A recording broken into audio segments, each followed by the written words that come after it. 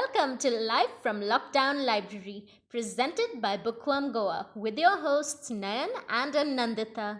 This is a series of conversations with book and library people where they share their responses to the ongoing global crisis. We're talking social distancing from a community perspective. We're talking access to books and storytelling, but in quarantine.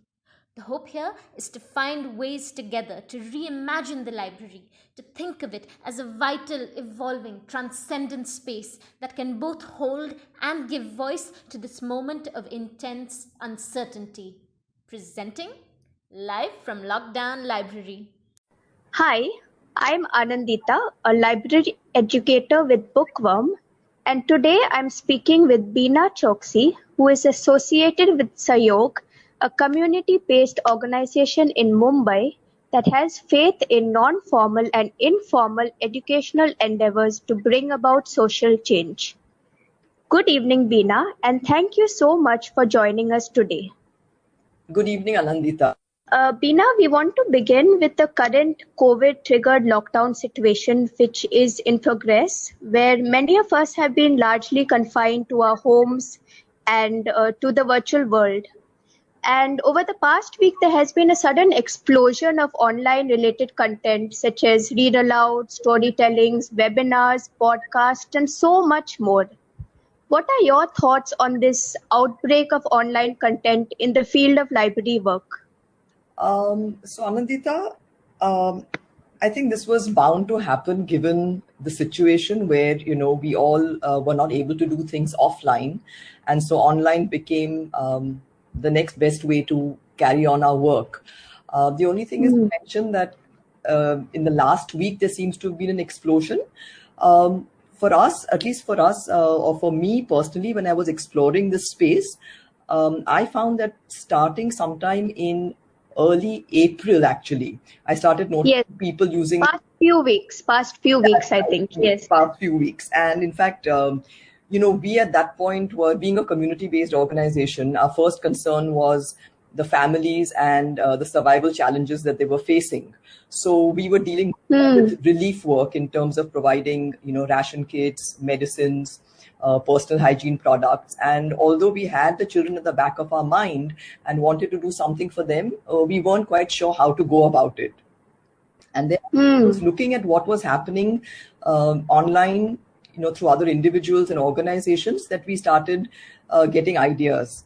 And we feel that this, since access is the touchstone of library work, and we do run a library program in the community, we felt that this was the only way we could start accessing the children online.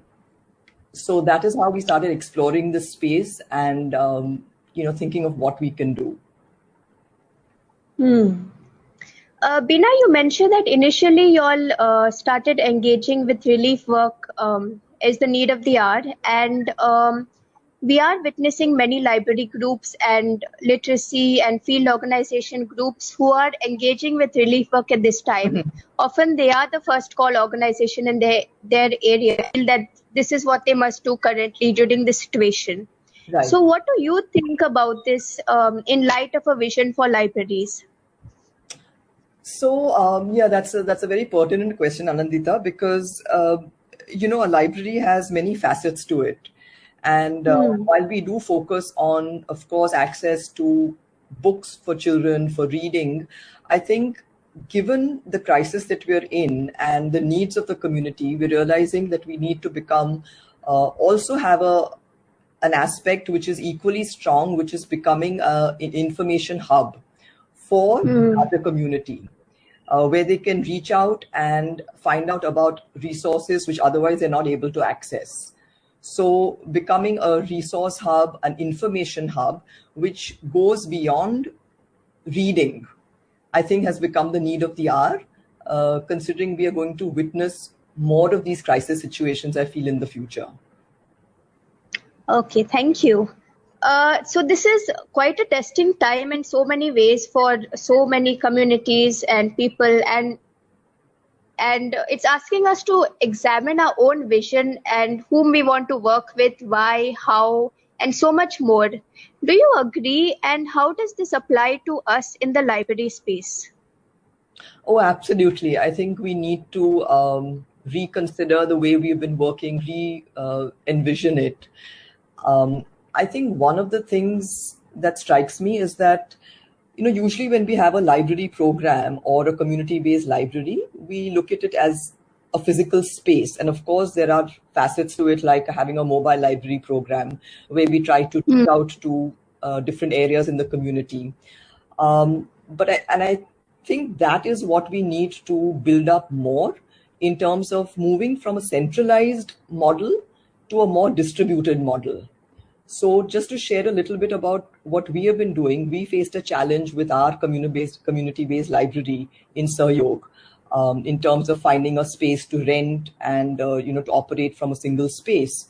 So what we have started in a very small way is what we call a home-based library program, where we've identified women in the community who would be interested in keeping a certain set of books and gathering children who are around them to conduct read alouds for them, or to conduct book based activities with them. And we support these, who we call home based librarians, by providing them with training.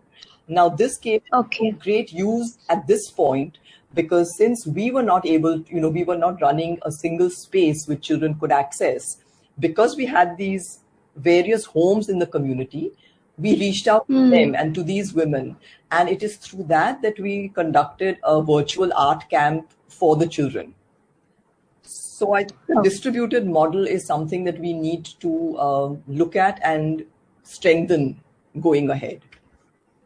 Thank you for sharing, Beena. That was that idea that you all came up with was quite interesting and quite a nice way to bridge the gap during this time. Have you heard of any other library activity that has struck you as particularly mention worthy during this time?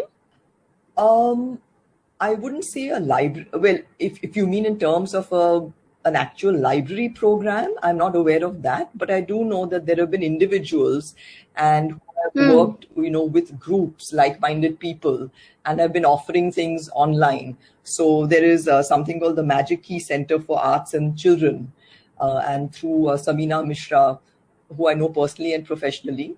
So, I was following what they were doing, and that was one of the inspirations for us to offer this art camp for the children in our basti. Similarly, there was this initiative called Thoda Sa Reading Corona, and where they were doing these read alouds. The only thing that I noticed is that most of these initiatives seem to be geared to an English-speaking population. So children who were either, most of them who were going to elite schools or in English medium school and had a fairly sophisticated understanding of English, whereas there was very little, at least that I found, which was in regional languages. So that is when we thought of, start doing this art camp, and it had to be done entirely in Hindi for the children. So I think this was one of the things that we noticed as a gap, that I think there needs to be more in vernacular languages. Okay, thank you for sharing, Beena. Beena, this is a very confusing and isolating time for all of us. What has given you strength and purpose during this time? Well, I think there are two online, reading portals that I access on a regular basis, which is Brain Pickings by Maria Popova and Lit Hub. So that continued because, reading things from there has always been inspiring for me. Besides that, I think also the, different art and cultural groups started offering a lot of things free online. So, whether it was hearing music programs or, taking museum tours sometimes, a lot happened online, which otherwise was not accessible to us. So I think that gave me a lot of hope and a lot of inspiration and the drive to that, we have to start doing things online, and it's no longer an option. It has to become a part of our regular library work. Yes, very true. Lastly, could you please share with us one illuminating thought or message for our listeners, many of whom we trust are library workers? I think we all need to be better prepared for next time, because I think there will be a next time. And I think there's a lot that we can learn from each other, from the initiatives that have taken place over the last 2 months. So I think we need to make a kind of a concerted effort to, visit other people's and, learn from them. Also, I think a lot of community-based organizations which are not working necessarily in the space of libraries, but are working on issues that matter to them, like gender or health, they have collaborated with media partners and have been offering programs which are relevant to the work that they do. So I think we can learn from them too, because some of them are using community radio, for instance. So how do we tap these different media resources? I think is something that we all could learn from, and learn from each other and collaborate with. That is a very thoughtful message that you leave us with. Thank you so much, Beena.